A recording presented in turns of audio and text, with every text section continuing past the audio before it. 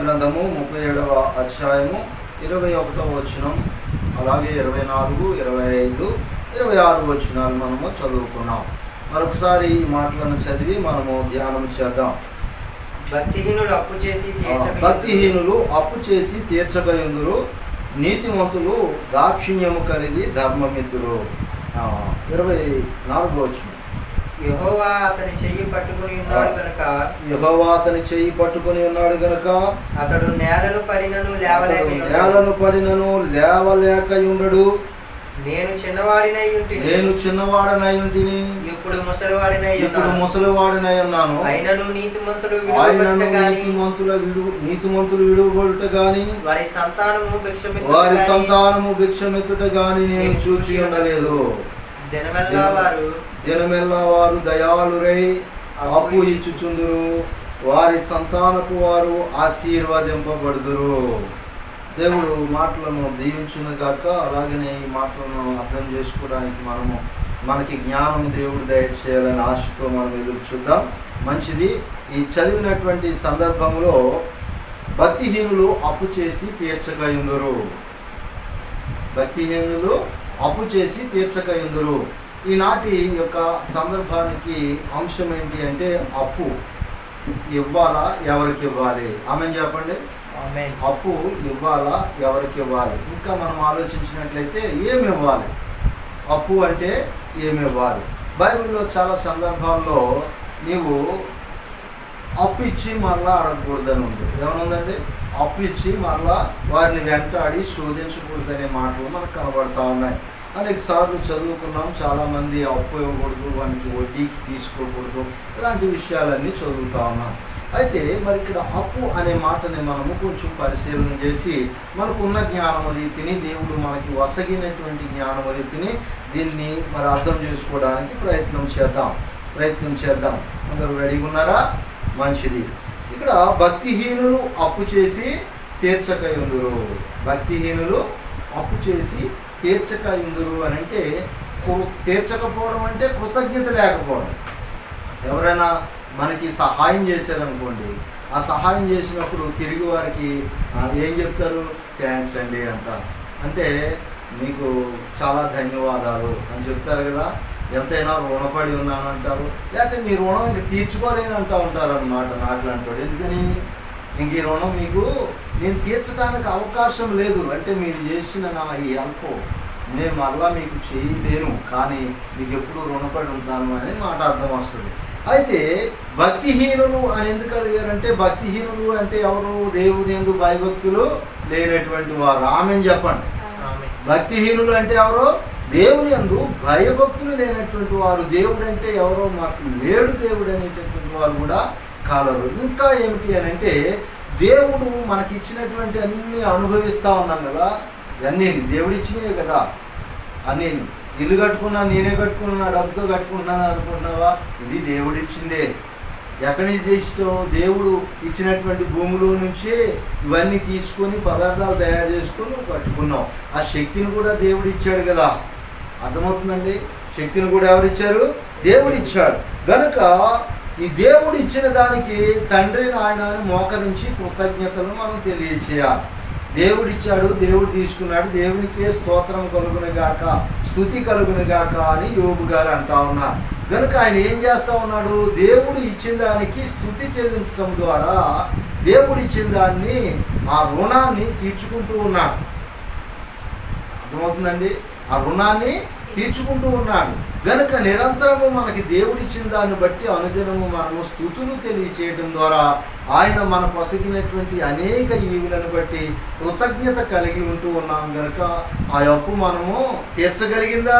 భూమి మనకిచ్చే ఆ సంపదనంతా తిరిగి ఆయనకి ఇవ్వటానికి మనం ఇవ్వగలమా? ఇవ్వలేము. కానీ స్తుతులు తెలియచేయటం ద్వారా, ఆయనను ఘనపరచడం ద్వారా మనము ఆయనకి రుణగ్రస్తులము కాకుండా ఉన్నాము. ఇంకా మన కొరకు ఆయన ఏం కార్చాడండి? తన స్వరక్తాన్ని కార్చాడు. గనుక ఆ రక్తం యొక్క విలువ మనము కట్టలేము. మరి ఏం చేయాలి అంటే, ఆయన ఘనపరిచే వారు ఉండాలంటే మన క్రియలు బాగుండాలి. కనుక భక్తిహీనులు ఏం చేస్తా ఉన్నారు? ఇప్పుడు ఆ రుణభారాన్ని తీర్చుకోవటం లేదు, కృతజ్ఞత కలిగి ఉండటం లేదు కనుక వారు రుణగ్రస్తులు ఎండిపోయారు, కానీ రుణభారము వారి నుంచి వైదొలగట్లేదు. ఇంకా కిందకి చదివినప్పుడు నీతిమంతులు దాక్షిణ్యము కలిగి ధర్మమిత్తురు. వీళ్ళు ఏం చేస్తారంటండి నీతిమంతులు అంటే ఎవరు? భక్తిహీనులు అంటే దేవుని భయభక్తి లేనివారు అని చెప్పుకున్నాం, దేవుని కృతజ్ఞత లేనివారు అని చెప్పుకున్నాం. మరి దానికి వ్యతిరేక పదమైనటువంటి నీతిమంతుడు అంటే ఏంటి? దేవుని యందు భయభక్తులు కలిగిన వాడు, దేవుని కృతజ్ఞత కలిగిన వాడు, నిరంతరము దేవునికి కృతజ్ఞత తెలియజెప్పేటటువంటి వాడు. మరి నీతిమంతులు అనగా ఎవరున్నారు మనకి? మన యొక్క పితరులు అబ్రహాము నీతిమంతుడికి ఎంచబడ్డా లేదా? మరి నోవాహు నీతిమంతుడికి ఎంచబడ్డాడు లేదు, లోతు కూడా నీతిమంతుడికి ఎంచబడ్డాడు లేదు. ఇలాగ ప్రతి ఒక్కరిని మనం చూసుకుంటే అనేక మంది నీతిమంతులు కనబడుతూ ఉన్నారు. ఇందులో మన యొక్క పరిశుద్ధ గ్రంథంలో మనకంటే పూర్వీకులు, మన పితరులు కనబడుతూ ఉన్నారు కనుక ఆ విధముగా నీతిమంతులు దాక్షిణ్యము కలిగి ధర్మమిత్రులు. ధర్మం అంటే మళ్ళీ తిరిగి అడుగుతారండి. ఆంధ్రే ధర్మం చేసింది మళ్ళీ తిరిగి నీకు రూపాయి వేసింది మళ్ళీ నాకు ఇచ్చి అంటారా? అనరు. కనుక నీతిమంతులు ఏం చేస్తారంట? ధర్మం ఇస్తారు. అనీతిమంతులు అప్పిచ్చి మరలా వడ్డీ కొరకు ఎదురు చూస్తారు. ఆమె చెప్పండి. వడ్డీ కొరకు అంటే తిరిగి నాకు ఏం చేస్తావు, నీకు ఇది చేస్తాను కనుక తిరిగి నాకు ఏమిస్తావు అనే పందాలో ఉంటారు. కనుక నీతిమంతులుగా మనం ఉన్నట్లయితే నిత్యము ధర్మం చేయాలని చెప్తా ఉన్నాడు. కనుకనే 24వ వచనంలో యెహోవా అతని చేయి పట్టుకొని ఉన్నాడు కనుక అతడు నేలను పడినను లేవలేక ఉండడు.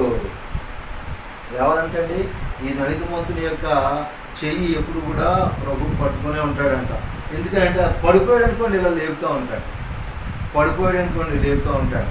ఎందుకనంటే నీతిమంతుడు చిగురాకు వలె చిగురు పెడతా ఉంటాడు. ఏం చేస్తాడండి? ఖర్జూరపు ఆ మువ్వు అది చనిపోయింది అనుకుంటే ఎడారిలో నీళ్ళు లేని ప్రాంతంలో అది ఏం చేస్తుంది? చిగురిస్తూ ఉంటుంది. ఏమీ లేదు అనుకుంటే వాడు ఇంకా చిగురిస్తూనే ఉంటాడు. కనుక నీతిమంతుడు పడిపోయినా కానీ లేవలేకుండా ఉండలేడు, ఎప్పుడు లేచి లేపబడతా ఉంటాడు. అర్థమవుతుందండి? లేపబడతా ఉంటాడు. కనుక ఇంకా మనం చూసినట్లయితే నేను చిన్నవాడినై ఉంటేని ఇప్పుడు ముసలివాడినై ఉంటేని ఆయనను నీతిమంతులు విడువబడుట కానీ వారి పిల్లలు భిక్షమెత్తుట కానీ నేను చూడలేదు, చూచి ఉండలేదని మనకి కీర్తనకారుడు రాస్తా ఉన్నాడు. ఎందుకని అనంటే భిక్షమెత్తుట చూడలేదు అనంటే వీళ్ళే ధర్మం ఇచ్చేవారుగా ఉన్నారు. అయితే అనేక మంది లోకంలో నీతిమంతులు ఉన్నవాళ్ళు మరి ఆ కరువు వచ్చి కాటకం వచ్చి ఇబ్బంది పడినటువంటి వాళ్ళు ఉన్నారు. వారి కరువుల చేత వారు ఇంకనూ శోధింపబడి, అంటే సాతాను చేత శోధింపబడి దేవుని చేత పరీక్షింపబడి వారు ఎలా ఉన్నారండి? అత్యంత నీతిమంతులుగా వారు తీర్చబడి మన కొరకు వారు ధర్మ గ్రంథాలన్నింటినీ కూడా వ్రాసి వారి యొక్క జీవిత చరిత్రను మనకు ఉంచినట్లుగా కనబడుతూ ఉంది. కనుక ఇవన్నీ మనకు ఉండటానికి, వారిని మనకి మార్గదర్శకులుగా చూపెడటానికి, మన ముందు మనకి తెలియచేయబడటానికి ఇవన్నీ వ్రాసి ఉంచాడు. కనుక నీతిమంతుల యొక్క పిల్లలు ఎప్పుడు కూడా భిక్షమెత్తుట నేను చూడలేదు అంటున్నాడు. కనుక వారికి ఏది కరువుగా ఉండదండి ఈ లోకంలోనూ. అలాగే దేవుడు ఇచ్చేటటువంటిది ఏమిటో మనం తర్వాత చూద్దాం.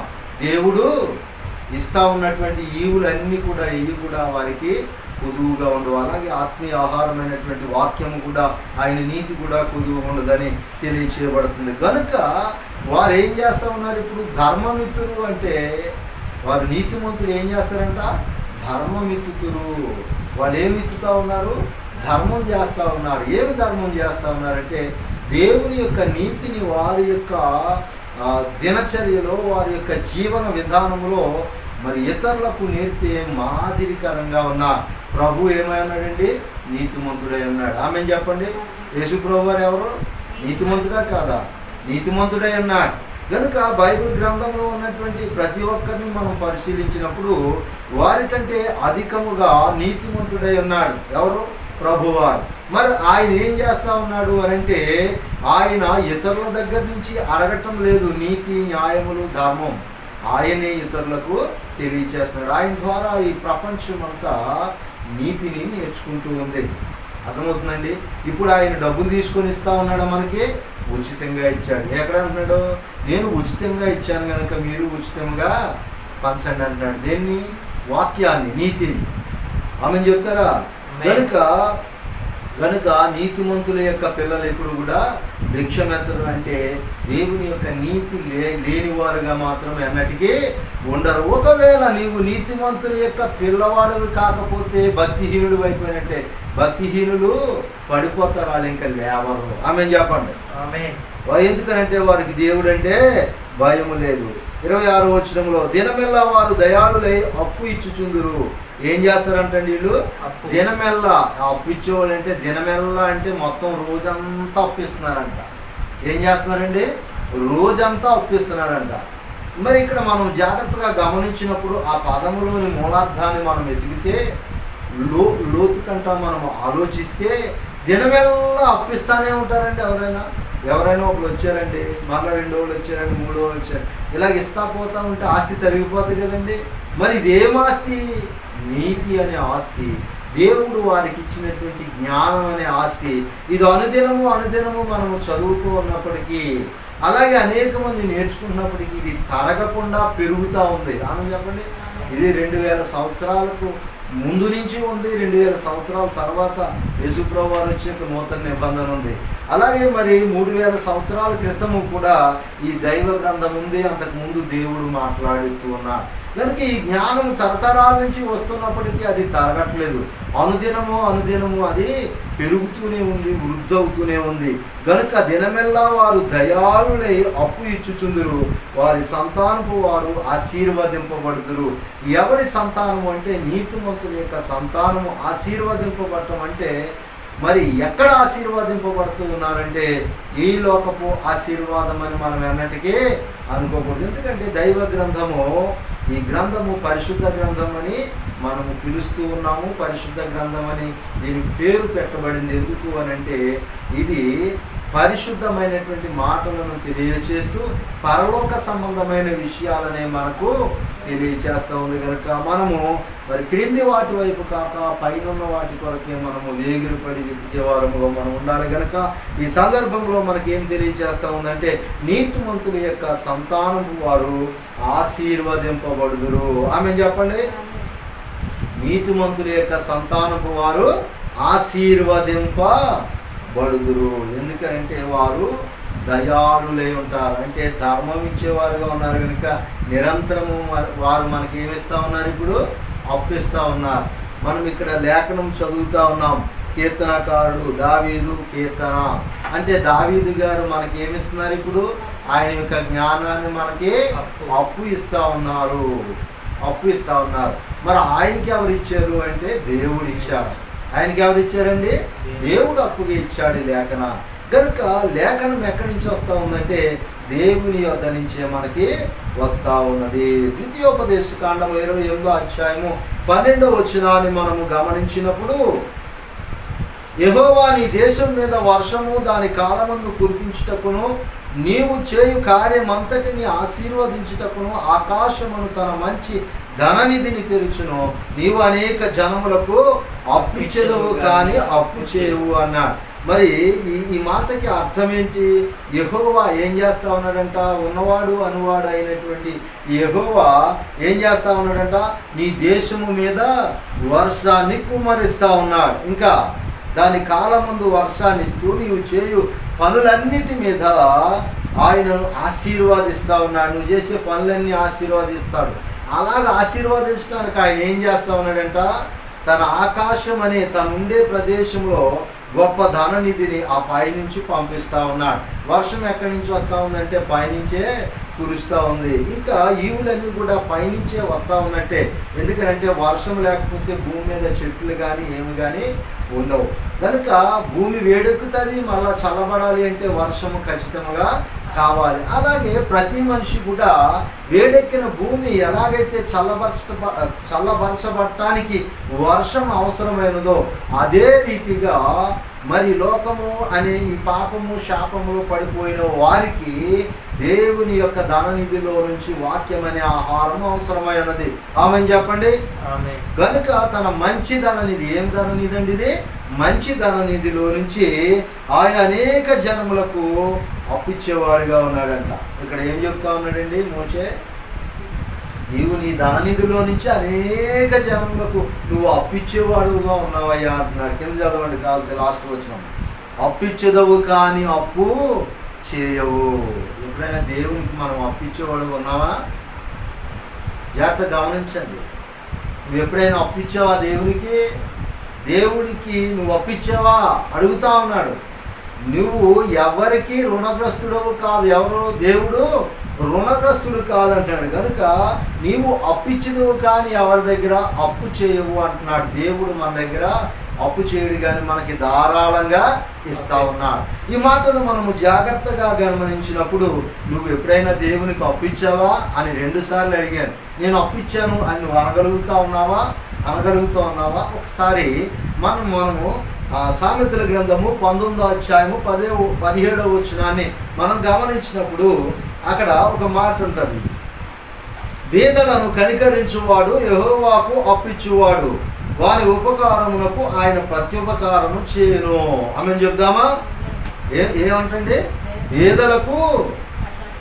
బీదలను కనికరించువాడు యెహోవాకు అప్పిచ్చువాడు, వారి ఉపకారమునకు ఆయన ప్రత్యుపకారము చేయను. ఎలాగూ ప్రత్యుపకారము చేస్తాడంటే నీతిమంతుడైనటువంటి వాడు అనుదినము ధారాళముగా ధర్మం ఇస్తా ఉన్నాడు. రోజంతా ఇస్తా ఉన్నాడు. అలా ప్రతిరోజు ఇస్తా ఉన్నాడు. ఏమి ఇస్తా ఉన్నాడంటే దేవుడు తన మంచి ధననిధిలో నుంచి ఇచ్చినటువంటి వాక్యాన్ని ఇతరులకు ధారాళముగా పంచుతూ ఉన్నాడు. ఒకవేళ నేను వాక్యం ఎత్తటానికి నేను వస్తూ ఉంటే నాకు ఎంత ఇస్తావు అని అడిగేవనుకో, నీవేంటి స్వార్థపూర్తుడివై ఉన్నావు, వడ్డీ తీసుకునేవానిగా కనపడతా ఉన్నావు. ఎదుటివారు నీకు బ్రతకటానికి నీ అవసరానికి వారు ప్రేమించి ఇచ్చిన దాన్ని ఏమంటారండి? దేవునికి కానుకిస్తా ఉన్నారు. వారు దేనికి ఇస్తున్నారండి? దేవునికి కానుకిస్తున్నారు. కనుక ఒకవేళ కానుకిస్తే తీసుకోగానే డిమాండ్ చేస్తే దాన్ని ఏమంటారండి? వడ్డీ పుచ్చుకున్న వానితో సమానము. కనుక దేవుడు అప్పిచ్చువాడుగా ఉన్నాడు కానీ దేవుడు చేయి చాపేవాడుగా లేడు. కనుక నువ్వు దేవునికి అప్పిచ్చేవాడుగా ఎంత మాత్రము లేవు. అయినప్పటికీ దేవుడు తన యొక్క కరుణ హృదయంతో చెబుతున్నటువంటి మాట ఏమిటి అని అంటే, నీవు దేవునికే అప్పిచ్చేవాడుగా ఉన్నావు. ఎలాగంటే బీదలను కనికరించి నీవు వాక్యమును అందించినప్పుడు. కానీ మాది చిన్న సంఘం అండి, ఏమిటండి? మాది చిన్న సంఘం అండి, మేమేమి డబ్బులు ఇచ్చుకోలేమండి, ఇదో కొంచెం ఇచ్చుకుంటామండి, మీ వాక్యం బాగుంటుంది, మీరు రండి అయ్యగారని బ్రతిమాలితే 10,000 ఇస్తే వస్తాను, అందరికి 20,000 నీకు 10,000 అంటాడు. కానీ నువ్వు ఇస్తే ఇవ్వయా లేకపోతే లేదు, నువ్వేమి నాకు ఇవ్వక్కర్లేదు, నా ఖర్చులు కూడా అక్కర్లేదు అని వచ్చేవాళ్ళు ఎవరైనా ఉన్నారా? ఉన్నటువంటి వారు నువ్వు పిలుస్తావా? ఎందుకో తెలుసా? ఉన్నారు అలాగ వాక్యం చెప్పడానికి. హైదరాబాద్ నుంచి ఒక ఆయన వచ్చారు కదా, అప్పుడు నేను చెప్పినప్పుడు డబ్బులు ఏమీ అక్కర్లేదండి నేను వస్తానన్నారు రమణమూర్తి గారు, అలాగే మన దండ్రు అబ్బాయి గారు కూడా ఏమన్నారండి, అటు నుంచి వచ్చి హైదరాబాద్ నుంచి ఇక్కడికి వచ్చి వారేమీ ధనాన్ని పుచ్చుకోలే, ఊరకనే చెప్పి వెళ్ళిపోయారు. కనుక ధనాన్ని అడగలేదు. కనుక బీదలను కనికరించేవాడు యెహోవాకు అప్పిచ్చేవాడు. నువ్వు బీద సంఘాన్ని కనికరించట్లేదు, ఇంకా నీకు తిండి లేని వాళ్ళు కనపడితే వాడి మీద కనికరం ఉంటుందా? ఒకవేళ నువ్వు కనికరించగలిగితే, వారికి నువ్వు ధర్మం చేయగలిగితే, వారిని ఆదుకోగలిగితే, నువ్వు మనుషులకు కాదు, వారికి చేసినట్టు కాదు, దేవునికే చేసినట్టు అని లేఖనము చెబుతా ఉంది. లేఖనము 25వ మత్తయి సువార్త 25వ అధ్యాయంలో మనకు కనబడుతూ ఉంటుంది. అక్కడ 32, 33, 34 వచనాలు చూసినప్పుడు అక్కడ ఏముంటుందంటే, నీతిమంతులను పిలుస్తూ ఉన్నాడు. భూమి పుట్టినది మొదలుకొని మీ కొరకు ఏర్పాటు చేయబడినటువంటిది స్వతంత్రించుకోండి. ఎందుకంటే నేను ఆకలి కొన్నప్పుడు నాకు ఆహారం ఇచ్చారు, నేను నీళ్ళు లేనప్పుడు నాకు నీళ్ళు ఇచ్చారు, వస్త్రాలు లేనప్పుడు వస్త్రాలు ఇచ్చారంటారు. ఎవరికి ఇచ్చారంట? దేవునికి ఇచ్చారంట వీళ్ళు. మరి వీడిచ్చింది ఎప్పుడు ఇచ్చాం ప్రభు అంటే, నేను లేనప్పుడు, ఎప్పుడు నువ్వు లేవంటే నీ దగ్గరకు వచ్చినటువంటి పేదలకు కనికరించి ఇచ్చినప్పుడు. కనుక నిరంతరము ధర్మం చేసేవాళ్ళు ఎవరంటే, వాక్యము అనేది వినాలని ఆసక్తి కలిగిన వారు ఎవరైనా నిన్ను ఒక ప్రశ్నకి జవాబు అడిగితే, నీకు తెలిసి ఇప్పుడు నా ఖాళీ లేదు తర్వాత చెప్తాలేపో అని అంటున్నావా? నీకు కనికరం లేదు. కనుక బీదవారంటే ఆహారం లేనటువంటి వారు మాత్రమే బీదవారు కాదండి. ఎవరు బీదవారంటే వాక్య దాహము కలిగినటువంటి వారు, వాక్యాన్ని వినాలనేటువంటి ఆసక్తి ఉన్నవారు ఎంతోమంది ఉన్నారు. వారి కొరకు నువ్వు ప్రత్యేకంగా వెళ్ళి చెప్పగలుగుతూ ఉన్నావా? కనుక నీవు నీతిమంతుడు అయితే బీదలను కనికరించి నీవు ధర్మం చేసేవాడు ఉండాలి. నిత్యము ధర్మం చేసేవాడు అంటే ఏముండాలండి? వాక్యము ధారాళముగా ఇచ్చేటటువంటి వాడుగా ఉండాలి. అలాగే వాడు ఎవరంటండి? దేవునికి ఉపకారం చేసిన వాడుగా ఉంటాడు. కనుక వారికి దేవుడు ప్రతి ఉపకారం ఉందాక చదువుకున్నాం కదా, మత్తయి సువార్త 25వ అధ్యాయం 32, 34, 35, 36 వచనాల్లో ఏమన్నాడు? ఇదిగో మీరు స్వతంత్రించుకోండి అన్నాడు. ఏముంది? పరలోక రాజ్యమును స్వతంత్రించుకోమని చెబుతా ఉన్నాడు. కనుక మనకి అప్పు అనే మాట ఏమిటండి? ఇది అప్పు అనే మాట ఎవరికి ఇవ్వాలి, ఏమి ఇవ్వాలి అని మనం అనుకున్నప్పుడు ఎవరికి ఇవ్వాలి అని అంటే ఎవరైతే పేదవారు ఉన్నారో వారికి ఇవ్వాలి. ఏమివ్వాలి? అప్పు ఇవ్వాలి. అప్పు ఇవ్వాలి. నిజమే, మరి మనం ఇచ్చేస్తా ఉన్నాం కదా, తిరిగి పొందకూడదు, మరి అప్పు అంటున్నావేంటి అని మరలా మనకు అనుమానం రావచ్చు. దేవుని యొక్క వాక్యము అప్పే ఇస్తా ఉన్నాం. దేవుడు అప్పిచ్చాడు, కీర్తనకారుడు మనకు అప్పిచ్చాడు, మనము ఇతరులకు అప్పిస్తూ ఉన్నాం. ఎవరైతే వాక్యము లేదు తెలియనటువంటి వారు ఉన్నారో వారికి నువ్వు అందిస్తూ ఉండగా నీ రుణము తీరిపోతూ ఉంది, వారు రుణగ్రస్తులు అవుతూ ఉన్నారు. వారు కూడా ఇంకొకరికి ఆ మాటను తెలియచేసేవారుగా ఉండాలి. అందుకనే ఆ సర్వ జనాలని వీళ్ళందరినీ కూడా నాకు విశ్వాసులుగా చేయండి, చర్చిల్లో కూర్చోబెట్టి వినేవారుగా వినేవారుగా ఉంచండి అని చెప్పలే. ఏం చెప్పాడు? సర్వ సృష్టికి వెళ్ళి సర్వ మానవులకు మీరు సువార్తను ప్రకటించండి అన్నాడు. ఎందుకు అని అంటే వారందరినీ నాకు శిష్యులుగా చేయండి అని చెప్తా ఉన్నాడు. ఏం చేయమన్నాడండి? శిష్యులుగా చేయమన్నాడు. శిష్యుడు ఏం చేస్తాడు? శిష్యరకం చేసి గురువు దగ్గర ఉన్నటువంటి విద్యను నేర్చుకుంటాడు. నేర్చుకున్న దాన్ని ఏం చేస్తాడు? ఊరికి దగ్గర దాచిపెట్టుకుంటాడా? దాన్ని ఇతరులకు తెలియజేస్తాడు. అవునా కాదండి? మనం కూడా ఆ స్కూల్లో చదువుకున్నప్పుడు మనకు పాఠాలు చెప్పేటటువంటి టీచర్ గారి దగ్గర మనం నేర్చుకుంటాము లేదా? కొంతకాలానికి నువ్వు టీచరు అయితే ఇతరులకు బోధిస్తావు. లేదు, ఆ జ్ఞానంతో నువ్వు పెరిగి ఒక ఇంజనీర్ అయ్యావు అనుకోండి, ఇప్పుడు నువ్వు కూడా ఇస్తా ఉన్నావు. ఎలాగిస్తా ఉన్నావు? చక్కని ప్లాన్లు వేసి ఆ బిల్డింగ్లు కట్టడంలో లేదా ఏదైనా వర్క్ చేయడంలో ఇలాగా నీవు నేర్చుకున్న దాన్ని ఏం చేస్తున్నావు? బయట దాన్ని వ్యక్తపరుస్తూ ఉన్నావు, దాన్ని క్రియారూపంగా బయట చేస్తూ ఉన్నావు. కనుక ఎవరు కూడా శిష్యురకం చేసి అభ్యసించిన దాన్ని తనలో ఉంచుకోరు. కనుక అందరినీ శిష్యులుగా చేయమని చెప్తా ఉన్నాడు. కనుక మనము శిష్యులుగా చేయబడేవారముగా ఉండాలి. సామెతల గ్రంథము 22వ అధ్యాయం 26వ వచనంలో నీ చేతిలో చెయ్యి వేయి వారితోనూ అప్పులకు పూటపడు వారితోనూ చేరకము అని చెప్తా ఉన్నాడు. ఏం చెప్తా ఉన్నాడండి? అప్పులకు పూటపడుతూ ఉన్నటువంటి మధ్యవర్తిత్వము వహించే వాళ్ళకి దూరంగా ఉండమన్నాడు. అలాగే చేతిలో చెయ్యేసి ఒట్టేస్తూ ఉంటారు. ఏం చేస్తూ ఉంటారండి? నేను ఇస్తాను, ఇస్తే ఇవ్వయా లేకపోతే లేదు అనేవాడు ఉంటే పర్వాలే. అలా అనకుండా చాలా ఒట్లు పెట్టి అలా పెట్టి ఇలా పెట్టి నమ్మించడానికి చూస్తూ ఉంటారు. కనుక బైబిల్ ఏం చెప్తుందంటే ఒట్టు పెట్టుకోకూడదు అని చెప్తుంది. నీ దేవుని పేరిట కానీ మనుషుల పేరిట కానీ ఎవరి పేరిట కానీ నీవు ఒట్టు వలన ఆనా అని అనకూడదు, ఒట్టు పెట్టుకోకూడదు అని చెప్తా ఉంది. అలాగనే అప్పులకు పూటపడు వారికి మధ్యన ఉంటారు కదా, అప్పులకు ఒరే నాకు ఎప్పటికన్నాడు నువ్వు వెళ్ళి ఇప్పించరా అంటూ ఉంటా. ఇలాగా పూట పెట్టడం వలన ఈ ధనము వలన అనేక మోసాలు ఉన్నాయి. ఇది ఈలోక ధనం. ఏంటిదండి అది? ఈలోక ధనం వలన అనేకమైనటువంటి మోసాలు ఉన్నాయి, మోసకరమైనటువంటిది ఉంది. ఎందుకు అని అంటే మరి డబ్బు ఇచ్చిపుచ్చుకోవడంలో అన్నదమ్ములకు వైరం వస్తుంది, తల్లిదండ్రులకు వైరం వస్తుంది, బంధువులకు వైరం వస్తుంది, ఇరుగు పొరుగు వారికి పడని స్థితిగతులు వస్తూ ఉన్నాయి. ఎందుకంటే కొద్దిగా ఆలస్యమైన కానీ వారి మధ్యన పొరపచ్చాలు వస్తూ ఉన్నాయి. కనుక మధ్యలో ఉండకుండా నీకు నువ్వు తీసుకోవటం, నీకు నువ్వు ఇవ్వటం అనేది ఎంతైనా మరి కరెక్ట్ అన్నమాట ఆ విషయంలో. అందుకనే నువ్వు చేతిలో చేయి వేసి అప్పులకు పూటపడు వారి దగ్గర నువ్వు చేరకము, వారికిలా నువ్వు ఉండకు అని చెప్తా ఉన్నాడు. అంటే పూట పడొద్దంటా ఉన్నాడు. కానీ నువ్వు ఇవ్వగలిగిన సహాయము, చేయగలిగిన సహాయము నీ సొంతంగా ఉంటే ఖచ్చితంగా చేయమని చెబుతా ఉంది.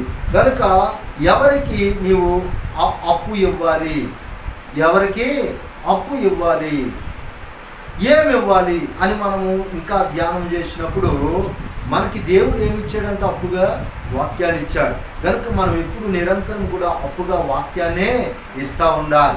వాక్యాన్ని ఇస్తూ ఉంటే మరి నోటితో నువ్వు వెళ్ళి తిను, నోటితో నువ్వు వెళ్ళి ఇచ్చేయి అని చెప్పి వాక్తో చెప్తూ నేను దేవుడు చూస్తాడు అని చెప్తే తీరిపోద్దా? తీరదు. అతని ఆకలి తీరిపోద్దా? నువ్వు వెళ్ళి భోంచేసే నాన్న అంటే తీరదు. అతని దగ్గర డబ్బులు ఉన్నాయో లేదో కనుక్కొని మన దగ్గర ఉన్నంతలో అతనికి సహాయము చెయ్యాలి. అందుకనే లేని వారిని కనికరించేవారుగా ఉండాలి. అది భూపరంగా, విలోకపరంగా, శరీరాహారం పరంగా, అలాగే ఆత్మీయ ఆహార పరంగా కూడా నీవు అప్పించువానుగా ఉండాలని లేఖనము తెలియజేస్తుంది. ఇంకా మనము పరిశీలన చేసినప్పుడైతే కీర్తన గ్రంథము 112వ అధ్యాయము 5వ చరణాన్ని మనం చూసినప్పుడు దయాళులను అప్పించువారును భాగ్యవంతులు న్యాయ విమర్శలో వారి వాక్యము గెలుచును. ఎవరంటే వీరు దయ కలిగినటువంటి వారు ఉండాలి, వారు అప్పించువారుగా ఉండాలి. కనుక వీరు ఏం చేస్తారంట, ఈ దయాళులై ఉండి అప్పించువారు భాగ్యవంతులై అంట ఎక్కడుంటారు వీళ్ళు? న్యాయ విమర్శలో వారి వ్యాజ్యము గెలుచును అంటున్నాడు. న్యాయ విమర్శలో ఎక్కడ న్యాయ విమర్శ జరుగుతూ ఉంది అనంటే ప్రభువారి యొక్క 2వ రాకడలో న్యాయ విమర్శ జరిగినప్పుడు ప్రభువా అంటారు. ఇక్కడ నీతిమంతుల గురించి చెప్పుకున్నాం కదా, మీ కొరకు ఏర్పరచబడిన రాజ్యమును స్వతంత్రించుకుని అంటే వాళ్ళు అడుగుతూ ఉన్నారు. ఏం అడుగుతూ ఉన్నారు? వ్యాజ్యం అంటే ఒకరితో ఒకరు మాట్లాడుకోవటం, నీతిని గురించినటువంటి మాట వ్యాజ్యం అంటే గొడవ కాదండి. కనుక ఈ వ్యాజ్యం ఏం చేస్తూ ఉంటుందంట, అయ్యా మేమెప్పుడు ఇచ్చాము అంటా ఉన్నారు వీళ్ళు నీతి కలిగి. అర్థమవుతుందండి? వీరి యొక్క వ్యాజ్యం ఏమవుతూ ఉంది? గెలుస్తూ ఉంది. వీరు భాగ్యవంతులై ఉన్నారు. మీరు ఎవరండి? భాగ్యవంతులై ఉన్నారు. ఎవరు వీళ్ళంటే దయాళుత్వము కలిగినటువంటి వారు. వీరు అప్పటికీ కూడా భాగ్యవంతులే. అందుకనే కీర్తనకారుడు మొదట్లో చెప్తా ఉన్నాడు, నీతిమంతులంట ధర్మాన్ని అప్పుగా ఇస్తారు. ఏమంటే చదవండి అక్కడ. నీతిమంతులు 21 దాక్షిణ్యము కలిగి ధర్మమిత్రులు. 21 చివరిలో ఏముందండి? నీతిమంతులు దాక్షిణ్యము కలిగి ధర్మమిత్రులు అనేటువంటి మాట మనం పరిశీలించినప్పుడు వారు ఏం చేస్తారంట, దయాళుత్వం కలిగి అప్పించేవారు ఉన్నారు. కనుక వాళ్ళు ఎప్పుడు భాగ్యవంతులుగా ఉన్నారు. యెషయా గ్రంథము 50 అధ్యాయం 1వ వచనంలో మనం గమనించినప్పుడు యెహోవా ఎలాగూ సెలవిచ్చుచున్నాడు, నేను మీ తల్లిని విడనాడిన పరిత్యాగ పత్రిక ఎక్కడున్నది? నా అప్పుల వారిలో ఎవరికి మిమ్మును అమ్మివేసి తిని, మీ దోషములను బట్టి మీరు అమ్మబడితిరి, మీ అతిక్రమములను బట్టి మీ తల్లి పరిత్యాగము చేయబడెను అనే మాట వ్రాయబడి ఉంది. ఈ మాటను మనము జాగ్రత్తగా పరిశీలించినప్పుడు యెహోవా ఇలాగూ సెలవిస్తా ఉన్నాడు, యెహోవా ఇలాగూ మాట్లాడుతూ ఉన్నాడు, నేను మిమ్మల్ని ఎవరికి అప్పు అంటే, ఒక తండ్రి ఉన్నాడు అనుకోండి, తండ్రి అప్పులు చేసేసి ఒరే అప్పులు చేసాను వాడి దగ్గర నేను తీర్చలేను కానీ నువ్వు తీర్చుకో అంటాడు. అలాగేమన్నా మన దేవుడు అప్పులు చేసి అందరి దగ్గర నువ్వు ఆ అప్పు తీర్చుకో ఈ అప్పు తీర్చుకో అని నేనేమైనా అన్నానా ఎక్కడైనా? మరి నీ తల్లికి ఏం చేశాడంట? పరిత్యాగ పత్రిక ఎక్కడున్నది? నీ తల్లిని నేనేమైనా విడిచిపెట్టిన పత్రికలు ఏమైనా ఉన్నాయంటాడు. పరిత్యాగ పత్రిక అంటే మనం ఏంటంటే విడిపోవటానికి రాసుకున్నటువంటి నిబంధన పత్రం. కనుక నేను నీ సంఘాన్ని నేను విడిచిపెట్టేసాను, నీ సంఘానికి నాకు సంబంధం లేదని ఆయన ఏమని అన్నాడా? ఎందుకు అంటే ఆయన సంఘము నిమిత్తము, సంఘపు రక్షణ నిమిత్తము రక్తము కార్చి ప్రాణం పెట్టినటువంటి వాడు ఉన్నాడు. కనుక ఈ సంఘాన్ని ఆయన విడిచిపెట్టలేదు.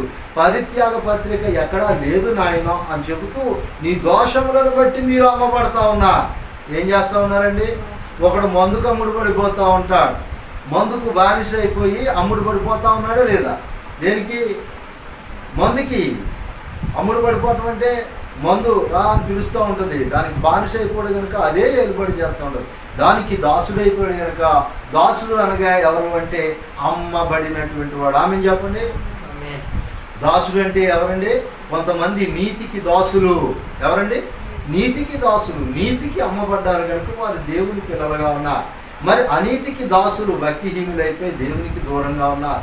మందుకు దాసులు అటు ఇటు కాకుండా మధ్యలో ఊగిసలాడుతూ ఉన్నారు. వాడు నీతిమంతుడా అంటే మందు తాగితే నీతి మాటలు చెప్తాడు, మందు దిగిపోతే మరలా నాకు మందే కావాలని అనేకమైన సభ్య కార్యక్రమాలు చేస్తూ ఉంటాడు. అర్థమవుతా ఉందండి?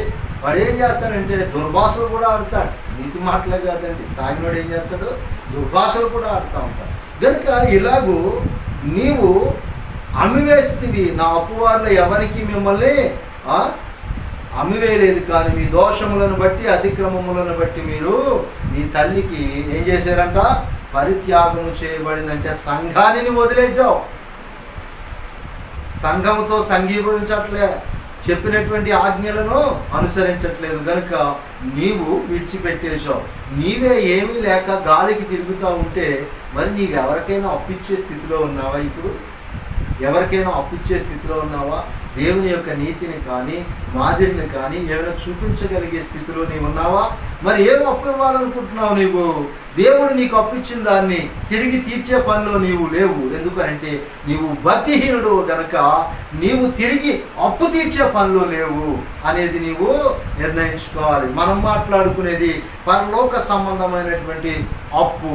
అది ఎవరు ఇవ్వాలి, ఏమి ఇవ్వాలి, ఎవరికి ఇవ్వాలి అని మనం తెలుసుకుంటూ ఉన్నాం. అయితే లోకాచరమైనటువంటి అప్పులు కూడా మరి లోకంలో కనబడతా ఉన్నాయి.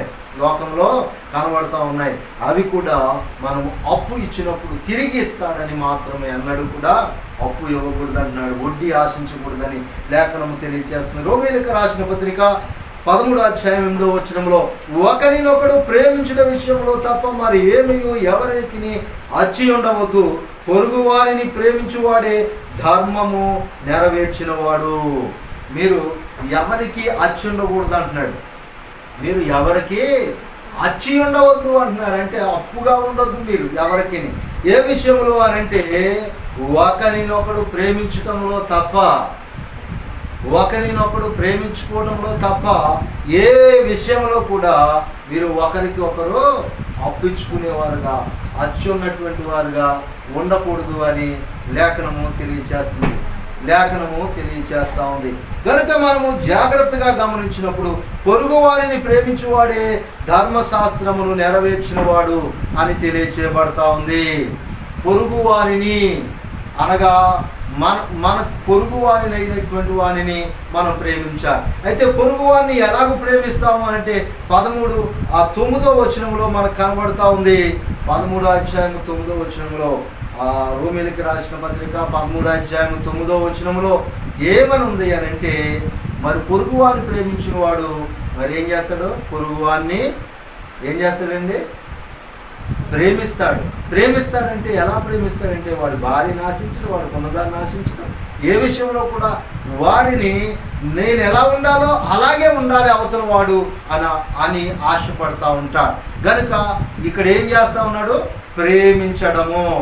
ఆమె చెప్పండి, ఏం చేస్తూ ఉన్నారు? ప్రేమించడము అంటే ప్రేమను ఇస్తా ఉన్నావు. ఇది కూడా ఈ ప్రేమ ఎక్కడి నుంచి వచ్చిందంటే ప్రేమను ప్రభువు పరిచయం చేశాడు. దేవుని యొద్ద నుంచే ప్రేమ మనకు వచ్చింది కనుక ఆయన ఇచ్చిన ప్రేమను మనం ఇతరుల మీద చూపించడం ద్వారా కూడా మనము దేవుడు మనకిచ్చినటువంటి ప్రేమ అనే అప్పును తిరిగి మరలా ఇస్తా ఉన్నాం. ఎందుకనంటే సంఘానికి పరిత్యాగ పత్రిక నేను ఇయ్యలేదు అంటున్నాడు. మరి నువ్వైతే నీ అతిక్రమం చొప్పున పరిత్యాగం చేసావు అంటున్నాడు. అంటే నువ్వు సంఘాన్ని విడిచిపెట్టేసావు, అంటే సంఘముతో నీవు సంఘీభవించట్లేదు కనుక నువ్వు ప్రేమించటం లేదంటే సంఘానికి నీకు ఎటువంటి సంబంధం లేదు. నీవు రుణగ్రస్తుడు అయిపోయావు, భక్తిహీనుడు అయిపోయావు, అప్పు తీర్చనటువంటి వాడు అయిపోయావు అని లేఖనము సెలవిస్తూ ఉంది. ఇంకా మత్తయి సువార్త 18:24-27 మనం గమనించినప్పుడు ఇక్కడ ప్రేమించడము అనే విషయాన్ని మనం చెప్పుకున్నాం. ఏదైనా ఇవ్వటం, మరి ఇచ్చేవారిగా మనం ఉంటున్నామంటే అనాది కాలం నుంచి మనకు ఉన్నటువంటి పితరులు మనకి ఏమిస్తూ ఉన్నారండి? ప్రేమతో వారు ధర్మాన్ని ఇస్తూ ఉన్నారు. వారి యొక్క వాక్యాన్ని వారు తెలుసుకున్న దాన్ని మనకి ఇచ్చి ఉన్నారు. మనము దానిని నేర్చుకుని ఇతరులకు ఇచ్చేవారముగా ఉండాలి అని తెలియచేస్తూ ఉన్నాడు. అయితే ఇంకా మనం చూసినప్పుడు ఇక్కడ క్షమించే వారముగా కూడా మనం ఉండాలి. ఆమె చెప్పండి, క్షమ ఇస్తూ ఉన్నాం. దేవుడు మనకి క్షమను ఇచ్చాడు. ఏమిచ్చాడండి? ఇదంతా ఇచ్చాడు అని అంటే తీసుకుంటున్నాం కదా, క్షమించడం అనేది తీసుకున్నాం. పూర్వకాలంలో నానా విధముగా నానా రకాలుగా నీవు దేవునికి దూరముగా ఉన్నటువంటి వాడు, నిన్ను క్షమించి ఆయన రక్తమును కార్చి వెలపెట్టి కొన్నాడు. నిన్ను రక్తం ఇచ్చి నిన్ను వెలపెట్టి కొన్నాడు, రక్తాన్ని వెల ఇచ్చి కొన్నాడు నిన్ను. కనుక నీవు ఏమవుతా ఉన్నావు? ఇప్పుడు రుణగ్రస్తుడు అయి ఉన్నావు. కనుక భక్తిపరుడు నీతిమంతుడు అయితే తిరిగి దానిని మరలా ఇవ్వాలి, తిరిగి దానిని మరలా ఇవ్వాలి. ఎలాగిస్తామంటే ఎవరైతే లేనివారు ఉన్నారు, అంటే ఎవరైతే జ్ఞానం లేనివారు ఉన్నారో, ఎవరైతే మరి దేవుని తెలుసుకోకుండా ఉన్నారో వారి దగ్గరికి వెళ్ళి నువ్వు సువార్తమానము అందించాలి. చాలామంది వీధుల్లో సువార్త చేస్తూ ఉంటే ఇది పని పాట లేకుండా సువార్త చేస్తున్నారని, మీరు ఎందుకురా ఇక్కడికి వచ్చారని దుర్భాషలాడుతూ కొంతమందిని అయితే కొడుతూ చాలా విధానంగా ఉన్నా. అయితే దేవుడు ఏం చెబుతా ఉన్నాడంటే, దేవుని దగ్గర నుంచి నీతిని నేర్చుకున్నావు కనుక నేర్చుకున్న నీతిని ఉచితముగా ఎవరికైనా సరే నీవు అందించాలనే లేఖనము ద్వారా ఇప్పుడు మనం తెలుసుకుంటూ ఉన్నాం కనుక అప్పును తీర్చే బాధ్యత మనకు ఉంది కనుక రుణగ్రస్తులము కాకుండా ఉండటానికి, ఆ రుణాన్ని తిరిగి ఇచ్చేయడానికి మేము వస్తూ ఉన్నామా అని ఈ యొక్క మరి ఎవరైతే అడ్డుగా ఉన్నారో వారికి సవినయముగా తెలియచేస్తున్నాం వాక్యం ప్రకారము. గనుక మత్తయి సువార్త అధ్యాయంలో మనం చూసినప్పుడు 18వ అధ్యాయము మనము క్షమించబడాలి అంటే మనము ఎలాగూ క్షమించబడుతున్నామంటే ఆయన రక్తం కార్చటము ద్వారా, ఆయనను ప్రభు అని అంగీకరించడం ద్వారా, ఆయన మనల్ని ప్రేమిస్తున్న విధానం ద్వారా మనము రక్షింపబడుతూ ఉన్నాము కనుక అలాగూ క్షమించబడుతూ ఉన్నాం. మరి నీవు కూడా ఇతరులను ఏం చేయాలండి? క్షమించాలి. ఇక్కడ ఒక ఉపమానం చెప్తా ఉన్నారు, అందులో ఒక మాట చదువుతాము. అతడు లెక్క చూచుకొని మొదలు పెట్టినప్పుడు అతనికి 10,000 తలాంతులు, ఒక తలాంతు ఇంచుమించు అంట 3,600 రూపాయలు కావచ్చని వ్రాయబడి ఉంది. కనుక అచ్చి ఉన్న ఒకడు ఏంటండి 10,000 తలాంతులు, 10,000 ఇంటూ 3,600 ఎంత అవుతుందో మీరు లెక్క వేసుకోండి, నేను ఇప్పుడు లెక్క వేయలేను. కనుక 3,600 అంటే ఒక తలాంతు వచ్చి ఎంత అని చెప్పండి? 3,000. ఒక తలాంతు వచ్చి 3,600. అప్పట్లో ఈ గ్రంథం రాసినప్పుడు 3,600 అంటే ఇప్పుడు ఏమవుతుందండి? 300 కోట్లు అవుతుందేమో, అవునా? అవ్వచ్చు, దాన్ని లెక్క కట్టలేము. కనుక అచ్చి ఉన్న ఒకడు అతని దగ్గరికి తేబడెను.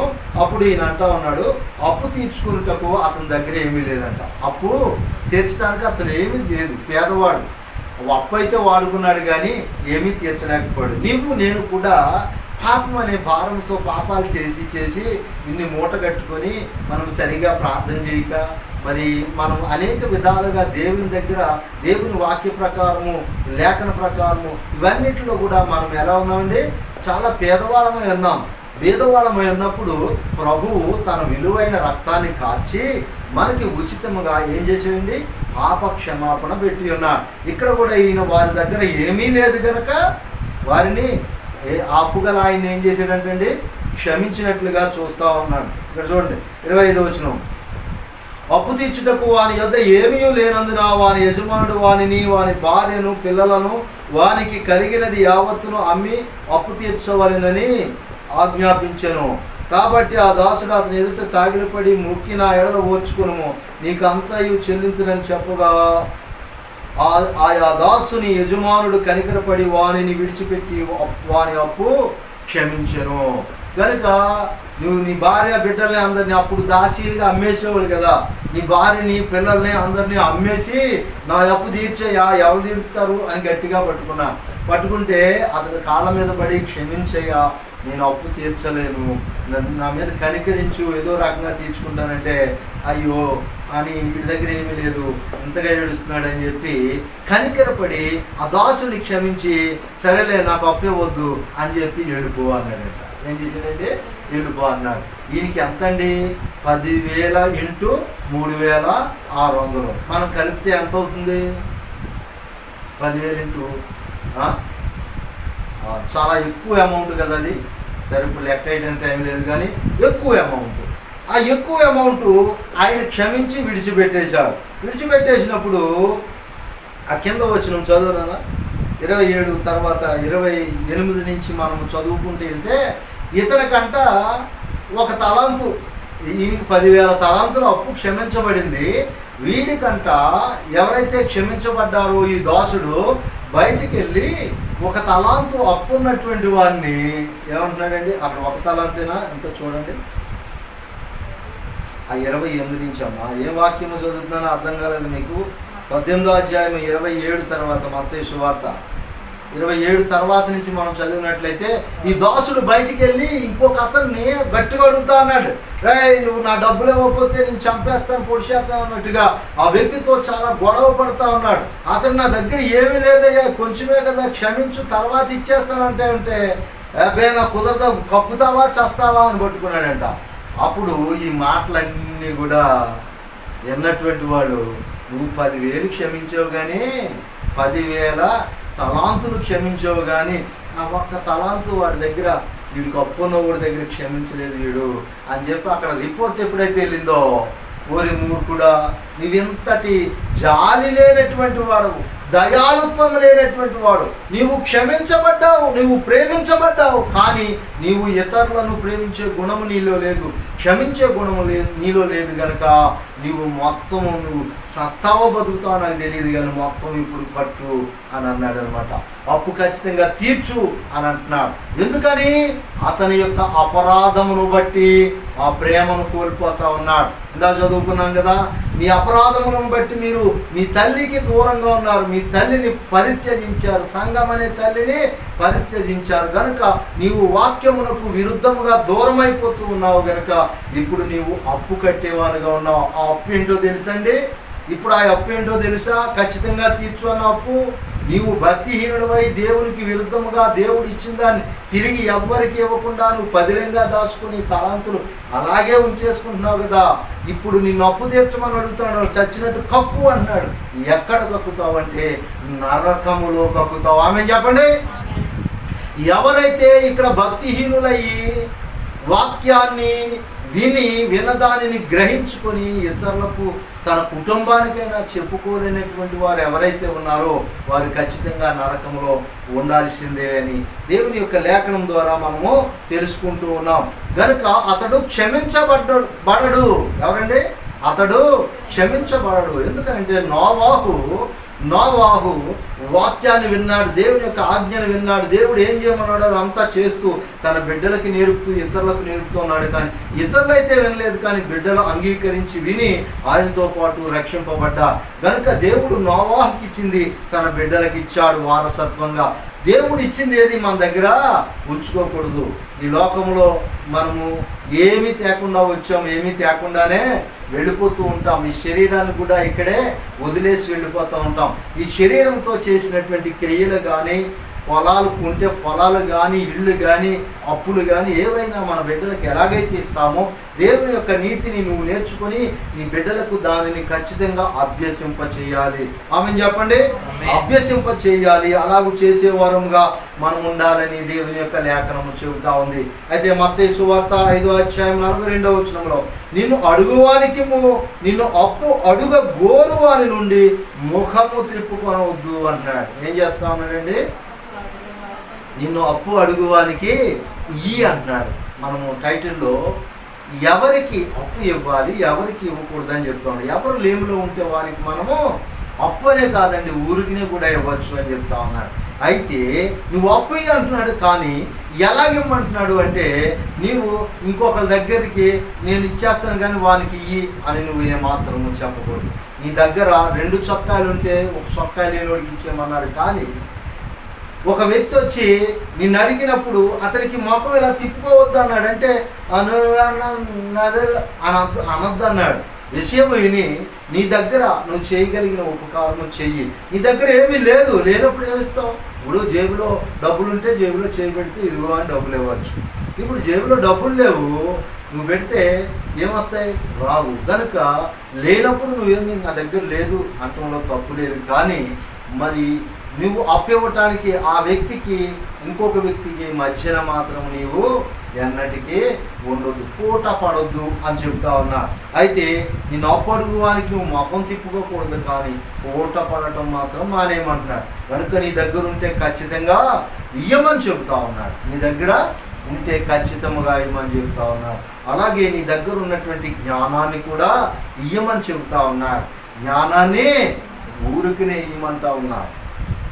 ఇంకా మనం చూసినప్పుడు ద్వితీయోపదేశకాండం 28, 43, 44, 45 వచనాల్లో మనం గమనించినప్పుడు నీ మధ్యనున్న పరదేశి నీకంటే మిక్కిలి హెచ్చవును, నీవు మిక్కిలి తగ్గిపోదువు.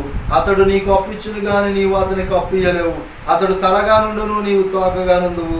నీవు నాశనము చేయబడి వరకు ఈ శాపములనియు నీ మీదకు వచ్చి నిన్ను తరిమి నీకు ఆజ్ఞాపించిన ఆయన ఆజ్ఞలను ఆయన కట్టడలను అనుసరించి నడుచుకున్నట్లు నీవు ఆయన మాట వినలేదు. ఎవరైతే ఈ సంఘమునకు వెలుపుట సంఘీవించకుండా వెలుపుట ఉన్నారో, దేవుని యొక్క లేఖనాన్ని మరి వారు అంగీకరించకుండా ఉన్నారో, వారు ఎక్కడున్నారంటండి? ఇశ్రాయేలీలే. మీరు ఎవరి కోసం రాశారు ఇది మాట? ఇశ్రాయేలీల కోసమే రాశాడు. కానీ వారు ఎక్కడున్నారండి? వెలుపట ఉన్నారు. చెప్పండి, ఎక్కడున్నారు వారు? వెలుపట ఉన్నారు, సంఘముతో లేరు. అంటే వాక్యాన్ని అనుసరించేవారుగా లేరు. అప్పుడు వారికంటే నీ దేశానికి వచ్చినటువంటి పరదేశి బ్రతుకు తెరువు కోసం వస్తూ ఉంటారు కొంతమంది. ఎక్కడండి? ఇప్పుడు ఇక్కడున్న ఈ దేశము అంటే ఈ రాష్ట్రం ఉంది కదండి, ఈ రాష్ట్రంలో చాలామంది పై రాష్ట్రాల నుంచి ఇక్కడికి వచ్చి వారు ఇక్కడ ఉన్న వారికంటే ఉన్నతమైన స్థితిలో ఉంటా ఉన్నారు. అర్థమవుతుందండి? కనుక వారు ఎందుకు ఉంటూ ఉన్నారంటే ఇక్కడ చెప్తా ఉన్నాడు, నీవు భక్తిహీనుడు అయిపోయావు కనుక భక్తిలో ఉన్నాను అనుకుంటూ, నేను ప్రభువాడిని అనుకుంటూ, ప్రభువులే ఎదుగుతున్నాను అనుకుంటూ, నీవెవరికి అప్పివ్వకుండా, మాదిరిని చూపించకుండా, క్రియలు ఇవన్నీ కూడా దేవుని యొక్క రుణాన్ని నువ్వు తీర్చుకుంటా ఉన్నావు. నీవు దేవుని యొక్క మాదిరిని లోకంలో చూపిస్తా ఉన్నావు అంటే దేవుని అప్పు తీరుస్తూ ఉన్నట్టు. కనుక నువ్వు అప్పు తీర్చే పనిలో లేవనుకో, భక్తిహీనుడివి. ఇప్పుడు నీవు భక్తిహీనుడు అయితే నీ దగ్గరకు వచ్చినటువంటి పరదేశ అనేవాడు ఒకడు ఉంటాడు కదా, అరే నేను కాకపోతే వచ్చాడు, ఏ ఊరు నుంచి వచ్చాడు, ఇంకేట్లు ఎలాగ ఎదుగుపోతున్నాడంటే, నువ్వు తరుగుతున్నావు కనుక వాడు ఎదుగుతా ఉన్నా. నువ్వు ఎదుగుతా ఉంటే నీతో పాటు అతను వస్తాడు. అప్పుడు ఎదుగునట్టు కనబడదు, ఆశీర్వాదించినప్పుడు కనబడదు, ఈ లోప ఆశీర్వాదం కనబడదు. నీవు తరిగిపోతున్నావు కనుక పెద్ద గీత ముందు చిన్న గీత ఎప్పుడు చిన్న గీతే. ఓ గీత పెద్దది గీసాము, ఆ గీత ముందు కింద గీత గీస్తా ఉన్నావు, ఇది పెరుగుతూ ఉంది, నువ్వు అక్కడే ఆగిపోయావు, ఈ గీత వెళ్ళిపోతూ ఉంది. ఇప్పుడు నువ్వు పొట్టి గీత అయిపోయిందా, పొట్టి గీత అయిపోయిందా? కనుక ముందున్న గీత చిన్నదైపోతుంది. ఎందుకు అంటే కిందనున్న గీత పెరుగుతూ ఉంది, నీవు అలాగే ఉండిపోయావు, ఇంకా తరిగిపోతా ఉన్నావు అని చెప్తా ఉన్నారు. కనుక నీవు తరిగిపోతూ ఉన్నావు. ఎందుకు అంటే నీవు భక్తిహీనుడు అయిపోయావు కనుక. ఎందుకనంటే ఆయన ఆజ్ఞలను కట్టడలను నీవు అనుసరించట్లేదు. ఆమె చెప్పండి, అనుసరించటం లేదు కనుక ఇప్పుడు ఏవైతే ఆశీర్వాదాలు, నువ్వు ఆజ్ఞ అంటే ఆశీర్వాదము అన్నాడు కదా, నువ్వు ఆజ్ఞ వినకపోతే నీకు ఆశీర్వాదం లేదు. లేకపోగా నీ మీదకి శాపం వస్తూ ఉంది అంటున్నాడు. ఎందుకో తెలుసండి, అవ్వ ఆదాములకు ఆజ్ఞ ఇచ్చాడు. అవ్వ ఆదాములకు ఏం చేశాడు? ఆజ్ఞ ఇచ్చాడు, నువ్వు పండు తినొద్దని ఆదాముతో చెప్పాడు. ఆదామేమో ఏం చేయాలి? ఆదాము దేవుడు ఇచ్చినటువంటి మాటను అప్పిచ్చాడు కదా, ఈ అప్పును మరలా తెచ్చాడు కదా. ఎవరికి? అవ్వకి. అవ్వ ఆ పండు తెచ్చినప్పుడు ఇది మనం తినకూడదు, బయట వారి అని అంటే ఇద్దరు కూడా అక్కడ బ్రతుకుదురు, శాపానికి గురికారు. ఆజ్ఞను ఎప్పుడైతే అతిక్రమించి వారిద్దరూ ఆ పండును ఏకీభవించి తిన్నారో ఆ పక్షముగా ఆ సమయానికి వారి మీదకి శాపం వచ్చి వారి ద్వారా వారికి ఫలాన్నిచ్చే భూమి శపించబడింది. కనుక నిన్ను బట్టి నీ కుటుంబం శపించబడచ్చు. భక్తిహీనుడు అయి ఉన్నావా, లేక దేవుడిచ్చినటువంటి ఆ యొక్క అప్పు ఏదైతే ఉందో దాన్ని తిరిగి తీర్చడానికి బద్ధుకుడు అయి ఉన్నావా, ఒకసారి ఆలోచించు. కనుక ఆజ్ఞలను అనుసరించే వారముగా మనం ఉండాలి. లూకా సువార్త 6:38 క్షమించడి, అప్పుడు మీరు క్షమించబడుదురు, ఇయ్యుడి, అప్పుడు మీకు ఇయ్యబడును, అణచి కుదించి దిగజారునట్లు నిండు కొలతను మనుషులు మీ ఒడిలో కొలుతురు, మీరు ఏ కొలతతో కొలుతురో ఆ కొలతతోనే మీకు మరలా కొలవబడును. గనుక మనం నేర్చుకున్నటువంటి విషయాలన్నింటిలో ప్రేమించడం నేర్చుకున్నాం, క్షమించడం నేర్చుకున్నాం, అప్పు ఇవ్వటం అనేది నేర్చుకున్నాం, దేవుని యొక్క జ్ఞానాన్ని అప్పుగా ఇవ్వాలని నేర్చుకున్నాం. ఇంకా నీతిమంతులైతే ధర్మంగా ఇస్తారు అనేటటువంటి మాటను కూడా మనం నేర్చుకున్నాం. అయితే వీటన్నిటిని సమీక్షిస్తూ మరలా జ్ఞాపకం చేస్తూ మరి యొక్క సందర్భంలో లూకా సువార్త 6:38 క్షమించడి, అప్పుడు మీరు క్షమించబడతారు. అక్కడ ఉన్నటువంటి దాసుడు క్షమించబడ్డాడు కానీ ఇతరులను క్షమించలేదు కనుక అతడు ఏం చేయలేదండి? క్షమించబడలేదు. కనుక నీవు నేను కూడా క్షమించబడాలి అనంటే మనం ఏం చేయాలండి? ఇతరులను క్షమించేవారముగా ఉండాలి. కనుక అప్పు ఇయుడి అని ఉంది చూడండి, ఇంకా చదవండి. అప్పుడు ఇయ్యుడు క్షమించబడుదురు, ఇయ్యుడి అప్పుడు మీకు ఇయ్యబడును, అణచి కుదించి దిగజారినట్లు నిండు కొలతన మనుషులు. ఏ కొలతతో నువ్వు ఇచ్చేవో ఆ కొలతతో తిరిగి ఇవ్వబడతా ఉంటుంది. అక్కడ దాసుడు క్షమించబడ్డాడు, కానీ అలాగే అతన్ని క్షమిస్తే ఇతని క్షేమం ఇతని దగ్గర ఉంది, కానీ ఆ వ్యక్తి క్షమించలేదు కనుక ఇవ్వలేదు. ఇయ్యుడి మీకు ఇయ్యబడును, ఇయ్యుడి మీకు ఇయ్యబడును. కనుక నీ దగ్గరుండి కూడా ఇవ్వకపోతే అతని దగ్గర బోల్డ్ ఉంది కనుక క్షమించాడు.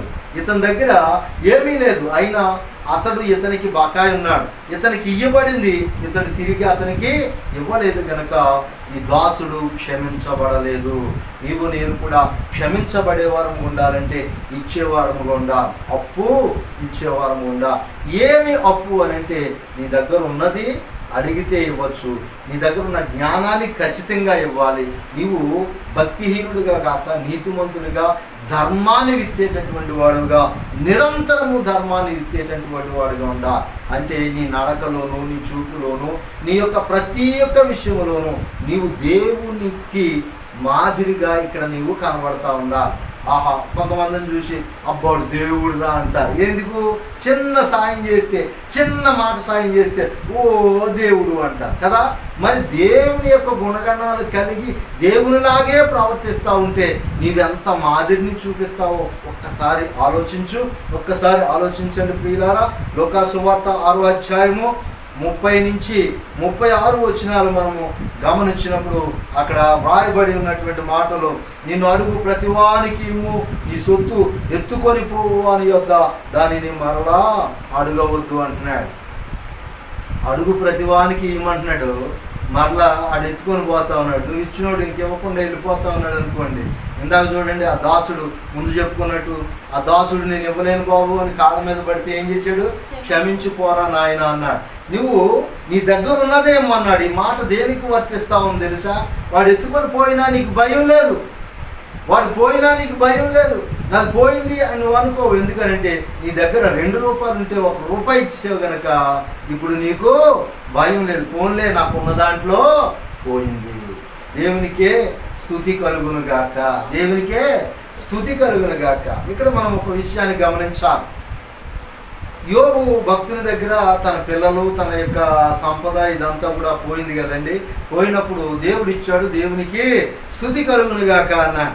అదే సమయంలో దేవుడు తనకి ఇచ్చినటువంటి బిడ్డలు కాకుండా ఎవరైనా చుట్టాలో బంధువులు అక్కడ వచ్చి ఉంటే వారిని తీసుకొచ్చి పెంచుకుంటూ ఉన్నాడు అనుకోండి. నేను మరలా మీకు చెప్తాను అని తీసుకొచ్చాడు అనుకోండి, ఒక ఉదాహరణకు అనుకుందాం.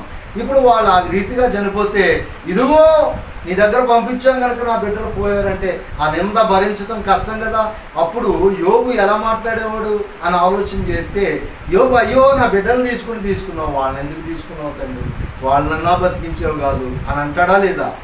ఒకవేళ ఉంటాడో లేదో కానీ మనం ఒకసారి అలా అనుకుందాం.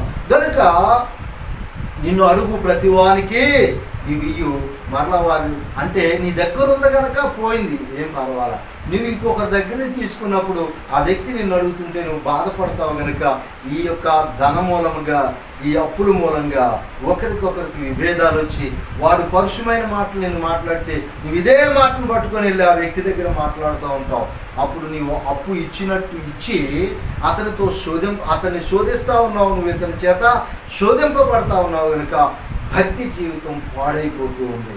కనుక నీ దగ్గర ఉన్నది ఇవ్వండి, దగ్గర లేనిది మాత్రము ఇవ్వక్కర్లేదు అని చెబుతా ఉన్నాడు. కనుక నీ నడుగు ప్రతివానికి ఇమ్ము, ఇచ్చి నీ సొత్తుని ఎత్తుకుని పోవు అని మరలా నీవు అడగవద్దు.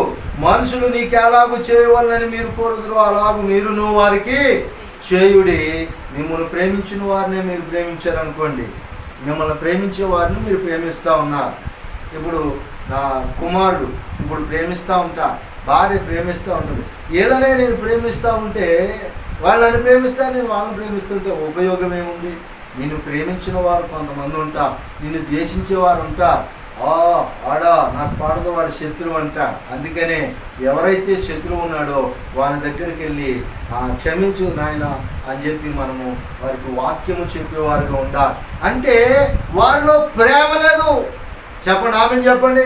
వారిలో ఏం లేదు, ఇప్పుడు ప్రేమ లేదు కనుక వాడు నీకు శత్రువుగా అనుకుంటున్నాడు. వాడు నువ్వు వెళ్ళి వాడిని ప్రేమిస్తా ఉన్నావు అంటే నువ్వు ప్రేమను వానికి అప్పుగా ఇస్తా ఉన్నావు. ఆ ప్రేమను ఎప్పుడైనా అప్పుగా ఇచ్చాడు కనుక దేవుడి నుంచి నీకు వచ్చినటువంటి ప్రేమ, పరము నుంచి దింపబడినటువంటి ప్రేమ, ఈ ప్రేమను నువ్వు అప్పుగా ఇచ్చినప్పుడు అతడు తిరిగి అప్పు ఖచ్చితంగా తీర్చుకోవలసిందే, లేకపోతే భక్తిహీనుడైపోతాడు కదా. కనుక నీవు నీ శత్రువుని ప్రేమించాలి. నీ మిత్రులనే కాదండి, మిత్రులను కూడా ప్రేమించొద్దని కాదు, మిత్రుల్ని వారితో పాటు నిన్ను ద్వేషించే వారిని కూడా ప్రేమించాలంటే నిరంతరము ప్రేమను ఇచ్చేవారుగా ఉండాలి. మేలు చేయవారికే మేలు కాదు కానీ కీడు చేయవారు కూడా మేలు చేసేవారుగా మనం ఉండాలి. మీరు ఎవరిని వద్ద మరలా పుచ్చుకోవాలని నిరీక్షించరో వారికే అప్పు ఇచ్చిన ఎడలా వీడు మళ్ళా ఇస్తాడు. మనం కూడా అప్పుడప్పుడు వాళ్ళైతే ఇస్తారు, వాడి దగ్గర ఉంది అని ఇస్తావు అంటే నువ్వు లేనడికి ఇవ్వట్లా. ఎవరికి ఇస్తా ఉన్నావు? తిరిగి ఇయ్యగలవా అని సూచిస్తా ఉన్నావు. అది నువ్వు అప్పిచ్చినట్టు కాదు, ధర్మం చేసినట్టు కాదు, అసలు ఏమీ కాదు. ఎందుకంటే వాడు ఇచ్చేవాడు అని చెప్పి నువ్వు ఇస్తా ఉన్నావు. అలా కాదండి, వాడు లేనివాడైనప్పుడు నీ దగ్గరకు వచ్చినప్పుడు నీ దగ్గర ఉన్న దాంట్లో కొంత ఇయ్యమని చెబుతా ఉన్నాడు. ఆమె చెబుదామా? కనుక మీరు మేలు చేయడి. మనం జాగ్రత్తగా 35వ వచనం చూడండి. లోకాసు వార్త 6వ అధ్యాయం 35వ వచనం. మీరైతే ఎట్టి వారిని కూర్చొని నిరాశ చేసుకొనక మీ శత్రువులను ప్రేమించుడి, మేలు చేయడి, అప్పు ఇయ్యుడి, అప్పుడు మీ ఫలము గొప్పదైండును, మీరు సర్వోన్నతుని కుమారులే పొందురు. మీరు మేలు చేయాలంట, అప్పు ఇవ్వాలంట, ఇవన్నీ చేసినందువల్ల ఎవరికి, మీరు అంటే మీరు కాదండి, మీతో పాటు నేను కూడా. కనుక మనం అందరము దేవునికి కుమారులమై ఉన్నామంటే, కుమారుడు అనగా ఎవరండి? వారసుడు. కుమారుడు అంటే ఎవరండి? వారసుడు. కనుక దేవుని దగ్గర ఉన్నటువంటి ధనమంతా నీదైపోతుంది. ఎప్పుడు అంటే నీవు ఇతరులను ప్రేమించినప్పుడు, నీవు శత్రువులను ప్రేమించినప్పుడు, మేలు చేయ నేర్చుకున్నప్పుడు. ఈ మేలు చేయడం అంటే ఆకలేస్తుంది, అన్నం లేదు అని ఎవడన్నా ఎడుతున్నాడు అనుకో, బాబు నా ఎదురుకి వెళ్ళు అని చెప్పడం ధర్మమా? నీ దగ్గర ఉన్నది నువ్వు పెట్టాలి. ఒకవేళ నీ దగ్గర లేదు, ఎవరైనా ఇస్తారు, పలానా వాళ్ళ దగ్గర ఖచ్చితంగా దొరుకుతుందని వెళ్ళని సలహా ఇవ్వటం అన్నా చేయాలి. నీ దగ్గర లేకపోతే సాధ్యమైనంత వరకు నీ దగ్గర ఉన్నది నువ్వు పెట్టాలి. నోటి మాటతో కాదు కానీ క్రియారూపంగా నువ్వు ఉండాలి. అర్థమవుతుందండి? ఎవరైనా వచ్చినప్పుడు లేదయ్యా మా దగ్గర ఏమనంటే దేవుడు నీకు ఇస్తాడు అని చెప్పేసి చెయ్యి ఒకటెత్తి ప్రార్థన చేసి దేవుడిని దీవించాడు పో అంటే అది కుదరదండి. ఎందుకనంటే నీ దగ్గర అతడు ఆశించినంత నీ దగ్గర లేకపోయినా నీ దగ్గర ఉన్నంతలో ఇదిగో అవసరానికి ఇది ఉపయోగపడుతుంది ఉంచుకుని నీవు నీ పని ముందుకు కొనసాగించు, లేకపోతే నీవు కరువును తీర్చుకో అని అన్నారు. గొంతెమ్మ కోరికలు కాదండి ఇవ్వటం. మనిషి దేనికి బాధపడతాడు? ఎక్కువ ఆహారం లేకపోతే తట్టుకోలేడు, ఆకలిని తట్టుకోలేడు ఆ బాధని. కనుక ఆ ఆకలి తీర్చుకోవడానికి ఎవరైనా అడిగినప్పుడు ఖచ్చితంగా నీ దగ్గర ఉన్నంతలో నీకు ఎంతుంటే అందులో ఎంతైనా ఆ వ్యక్తికి పెట్టమని దేవుని యొక్క వాక్యము సెలవిస్తూ ఉంది. కనుక నీవు కృతజ్ఞత లేని వారి ఎడలను, దుష్టుల ఎడలను ఉపకారి అయి ఉన్నాడు ఆయన. ఎవరండి? మన ప్రభు. కృతజ్ఞత లేని వారి భూమి మీద ఎంతమంది ఉన్నారు తెలుసండి? భక్తిహీనులు. దేవుడు అంటే భయం లేనివాడు, దేవుడు చేసిన ఉపకారాన్ని మర్చిపోయిన వాళ్ళు, దేవుడు ఇచ్చినవన్నీ అనుభవిస్తున్న వాళ్ళు. ఒక్కసారి కూడా ప్రభువా నీవు నాకు ఇచ్చావు అనేటువంటి మాట రాదు. ప్రభువా నాకు ఇయ్యి అని అనేవాళ్ళే. పొద్దుట ప్రార్థన చేసేవాళ్ళు కూడా ఏం చేస్తా ఉన్నారండి? మనకున్నాయన్నీ కూడా ఇదిగో నాన్న మాకు ఈ స్టాండ్ ఇచ్చావు, ఈ ఫోన్ ఇచ్చావు, ఈ మైక్ ఇచ్చావు, నాకు బట్టలు ఇచ్చావు, ఆహారం ఇచ్చావు, మంచి పిల్లల్ని ఇచ్చావు, అన్నీ నువ్వు ఇచ్చినే తండ్రి అని అడుగుతారా? ఏది లేదు అది అడుగుతారు. ఇల్లు ఇచ్చాడు, ఇంటి మీద పైకప్పు ఎప్పుడు వేస్తావు తండ్రి అంటాం. పైకప్పు వేసాడు, ఇంకో పైకప్పు ఎప్పుడు వేస్తావు తండ్రి అంటాం. కనుక నీకు తాపి మేస్త్రి ఆయనే, నీకు పాలు పట్టించేవాడు ఆయనే, నీకు వండు పెట్టేవాడు ఆయనే, నీకు డాక్టర్ ఆయనే, అన్నీ ఆయనే. కనుక ఆయనకి మాత్రం ఖాళీ ఉండదన్నమాట అడగటానికి. మనం అడుగుతూనే ఉన్నాం, ఆయన ఇస్తూనే ఉన్నాడు. ఇచ్చిన దానికి నీవు కృతజ్ఞత తెలియచేయటం అంటే ఎవరైతే బీదలు ఉన్నారో కనికరిస్తున్నావో వారికి నువ్వు తిరిగి ఇవ్వటం వలన నీవెవరికంట దేవునికి అప్పిస్తున్నావు అంటున్నాడు. మళ్ళీ ఏమంటున్నాడు? ఆయన ఇచ్చింది తిరిగి ఆయనకి ఇస్తే నువ్వు మళ్ళీ నాకు అప్పించారో బాబు అంటున్నాడు. అంత దయాళుడండి దేవుడు. మనం ఎవరికైనా కొంత ఇస్తే మళ్ళీ తిరిగి ఇచ్చే వరకు పీడించి వాడికి నేనే ప్రార్థన చేశాను కనుక పిల్లోడు పుట్టాడు, ఆ అబ్బాయికి నేనే సలహా ఇచ్చాను కనుక వాడు ఇప్పుడు పెద్ద ఇంజనీర్ అయిపోయాడు అంటూ ఉంటాం కదా. ఎందుకంటే మనం కొంత ఇచ్చి వాడు నా వల్లే పెరిగాడు అని చెప్తూ ఉంటాం. నువ్వు సలహా ఇచ్చావు కానీ అతనిలో ఎంత టాలెంట్ ఉంటే అంత పెరిగాడు కనుక అబ్బో అంటూ ఉంటారు కదా. దేవుడు అలాగంటలేదు. తాను ఇచ్చిన దాన్ని మరలా నువ్వు తిరిగిస్తా ఉంటే నువ్వు నాకు అప్పిచ్చేవు అంటున్నాడు. ఇలాంటి వాడు ఎవడైనా ఉంటాడండి భూమి మీద? ఉన్నాడా? ఇచ్చిన దాన్ని తిరిగెత్తుంటే నువ్వు నాకు అప్పిచ్చేవు అంటున్నాడు ఆయన. మరి నువ్వు దేవునికి అప్పిచ్చేవానిగా ఉంటావా, ఉండాలా లేదా అనేది మనం ఒకసారి ఆలోచించుకోవాలి. కనుక మీరు తండ్రి కనికరము గలవాడైనట్లు మనం కూడా ఎలా ఉండాలంటే కనికరము కలిగి ఉండాలి.